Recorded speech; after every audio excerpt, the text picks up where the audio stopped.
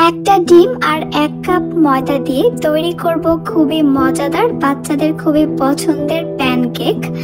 আসসালামু আলাইকুম everyone, welcome to Mariyam mini kitchen. সকালের ঝটপট নাস্তা অথবা বাচ্চাদের টিফিনের জন্য মাত্র 10 মিনিট সময় হাতে থাকলেই কিন্তু আপনারা তৈরি করে নিতে পারবেন এই প্যানকেক গুলো। শুধু বাচ্চারা না, বড়রাও কিন্তু খুবই পছন্দ করে খাবে, কারণ এই প্যানকেক গুলো অনেক বেশি সফট আর অনেক বেশি টেস্টি। প্রথমে আমি এখানে নিয়ে নিব রুম টেম্পারেচারে থাকা একটা ডিম। এরপর একটা ডিমের জন্য এখানে আমি নিয়ে নিব হাফ কাপ চিনি, লবণ দিয়ে দিচ্ছি 1 চিমটির মতো। মিষ্টি খাবারের লবণ পছন্দ না করলে বাদ দিতে পারেন। এবার এই সব কিছুকে আমি একটু একসঙ্গে ভালোভাবে মিশিয়ে নিচ্ছি। চিনিটা ভালোভাবে গলে গিয়ে মিশে যাওয়া পর্যন্ত এভাবে মিশিয়ে নিতে হবে, আর ডিমের জন্য কোনো লাম্পস না থাকে সেটাও খেয়াল রাখতে হবে। আমি একটা ডিম দিয়ে তৈরি করব, আপনারা কিন্তু চাইলে এখানে 2টা ডিমও দিতে পারেন। 2টা ডিম দিলে কিন্তু প্যানকেক গুলো আরো বেশি সফট আর আরো বেশি মজা হবে। ডিম আর চিনিটাকে একটু সময় নিয়ে মিশাতে হবে। চিনিটা যখন সম্পূর্ণভাবে গলে যাবে তখন কিন্তু কালারটা কিছুটা চেঞ্জ হয়ে আসবে। আমি প্রায় 2-3 মিনিটের মতো এগুলোকে মিশিয়ে নিয়েছি, আর যখন ঠিক কালারটা এরকম হয়ে আসবে তখন বুঝতে হবে যে চিনিটা ভালোভাবে মিশে গেছে আর ডিমেরও কোনো লাম্পস নেই। এবার আমি শুকনো উপকরণগুলোকে ছেঁকে নিব। আমি একটা ছাঁকনির মধ্যে দিয়ে দিব 1 কাপ ময়দা, দিয়ে দিব 1/4 কাপ গুঁড়া দুধ। চাইলে আপনারা গুঁড়া দুধটা বাদ দিতে পারেন। যেহেতু ব্যাটারটা করবো লিকুইড দুধ দিয়ে, তাই গুঁড়া দুধটা না দিলেও হবে, তবে দিলে কিন্তু খেতে বেশি টেস্টি হবে। দিয়ে দিচ্ছি 1 চামচ বেকিং পাউডার। এবার আমি এগুলোকে ছেঁকে নিব, আর শুকনো উপকরণগুলোকে অবশ্যই একবার এভাবে ছেঁকে নেওয়ার চেষ্টা করবেন, এতে করে ব্যাটারের মধ্যে কোনো লাম্পস তৈরি হবে না। এবার এখানে দিয়ে দিচ্ছি 1 কাপ লিকুইড দুধ, ভ্যানিলা এসেন্স দিয়ে দিব 1 চা চামচ, দিয়ে দিচ্ছি 1 টেবিল চামচ তেল। এখন এই সব কিছুকে আমি খুব ভালোভাবে একসঙ্গে মিশিয়ে নিচ্ছি।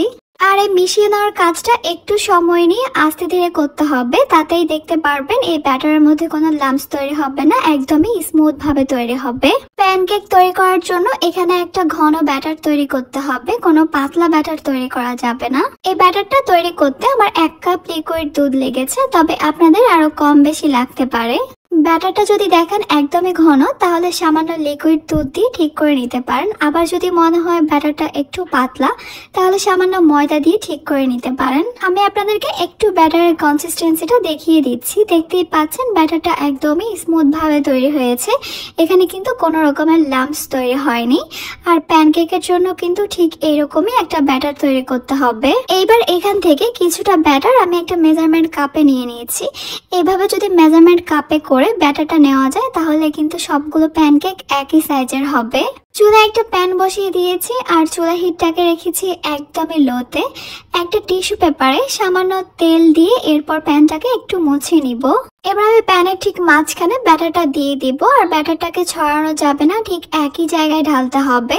দেখতেই পারবেন একাই কিন্তু ব্যাটারটা ছড়িয়ে যাবে। প্যানটাও কিন্তু অতিরিক্ত গরম হওয়া যাবে না, আর চুলার হিটটাও কিন্তু বাড়ানো যাবে না, চুলার হিটটা লোতেই রাখতে হবে। কিছুক্ষণের মধ্যেই দেখতে পারবেন প্যানকেকের ঠিক উপরের দিকটা এরকম বাবলস হয়েছে অসংখ্য। তখন বুঝতে হবে যে নিচের দিকটা এখন হয়ে গেছে। আমি ঠিক এই অবস্থায় প্যানকেকটাকে উল্টিয়ে দিব। ওই সাইডটা কয়েক সেকেন্ড ভেজে নেওয়ার পর আমি প্যানকেকটাকে তুলে নিব। আমাদের একটা প্যানকেক কিন্তু তৈরি করা হয়ে গেছে। আমি বোঝার সুবিধার জন্য আরেকটা প্যানকেক তৈরি করে আপনাদেরকে দেখিয়ে দিচ্ছি। আবারও কিছুটা ব্যাটার দিয়ে দিলাম প্যানে, আর অপেক্ষা করব এরকম অসংখ্য ছিদ্রযুক্ত হয়ে যাওয়া পর্যন্ত।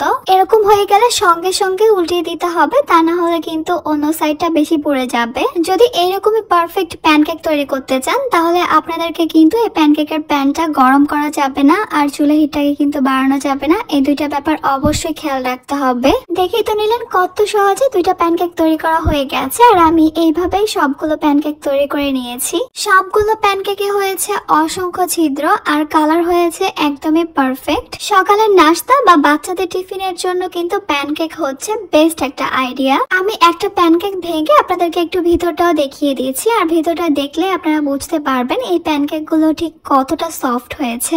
আশা করছি আমার আজকের রেসিপি আপনাদের কাছে খুবই ভালো লেগেছে আর সহজও লেগেছে। তাহলে আজকে এই পর্যন্তই। সবাই অনেক বেশি ভালো থাকবেন, সুস্থ থাকবেন। আল্লাহ হাফেজ।